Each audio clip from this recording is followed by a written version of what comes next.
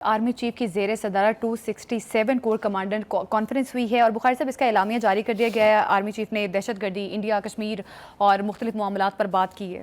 دیکھیے، ایک تو 5 جنوری چونکہ یوم کشمیر ہوتا ہے، آپ کو پتہ ہے، اور بہت نیشنل لیول کے اوپر اکراس پاکستان ہی نہیں بلکہ پوری دنیا بھر میں جہاں جہاں کشمیری رہتے ہیں اور جہاں جہاں پاکستانی رہتے ہیں وہ اس کو آبزرو کرتے ہیں، اور خاص طور سے آزاد کشمیر میں تو آپ تصور کر سکتے ہیں۔ بٹ حیران کن بات یہ ہے کہ even the other side of Kashmir جو آکوپائیڈ ہے انڈیا کی فورسز کے، وہاں بھی لوگ اس دن کو آبزرو کرتے ہیں۔ تو ایک تو اس اعتبار سے انہوں نے یاد دہانی دلائی ہے انٹرنیشنل فورم جو ہے یونائٹڈ نیشنز کا کہ جناب آپ کی سیکورٹی کونسل کی قراردادوں میں کچھ طے کرنا باقی تھا، کچھ شرم کر لو۔ تو ایک تو اس کا حوالہ دیا۔ دوسرا یہ کہ انہوں نے کہا کہ ہم وہاں ظلم ہونا برداشت نہیں کریں گے، ہم پوری قوت کے ساتھ کشمیریوں کے ساتھ کھڑے ہوں گے۔ یہ پہلی دفعہ، پہلے تو ہم وہ ڈپلومیٹک بیان دے دیتے تھے نا، ہم اخلاقی طور پر، ہم سیاسی طور پر ان کی مدد کرتے ہیں۔ اس نے کہا ہے کہ کوئی سوال ہی نہیں پیدا ہوتا۔ ایک دوسرا افغانستان، یہ بھی ایک بلیڈنگ وونڈ ہے۔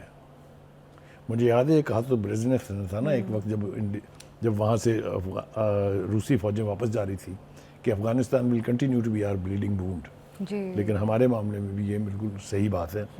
تو ان کو بھی انہوں نے کہا ہے کہ آپ جب تک ان خوارج کا ساتھ دیتے رہیں گے، ایک تو یہ کہ آپ کے ساتھ ہمارے تعلقات ٹھیک نہیں ہو سکتے، اور یہ آپ کی ذمہ داری ہے کہ آپ اس کو کریں۔ تیسری بات جس کو فوکس کیا انہوں نے وہ ہے دہشت گردی۔ بلوچستان میں جو کچھ ہو رہا ہے، KPK میں جو کچھ ہو رہا ہے، وہ تو خیر اس کی طرف بھی اشارہ کیا گیا ہے کہ کون اس کا ذمہ دار ہے۔ آپ نے دیکھا کل کی جو تقریر تھی پرائم منسٹر کی، اس میں اس کا ذکر تھا کہ کنہوں نے ان کو لا کے بسایا تھا، کنہوں نے، یہ سارے اشارے موجود تھے۔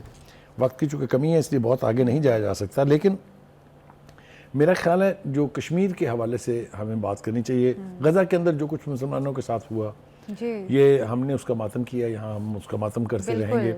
دنیا کی جو مجرمانہ خاموشی تھی، اس نے اسرائیل کو اور اسرائیل کی ناجائز حکومت کو جس طرح قتل عام کی اجازت دی، میں کہوں گا، اور اس کو سپورٹ کیا، اسی طرح کی مثال ہمیں کشمیر کے حوالے سے بھی ملتی ہے۔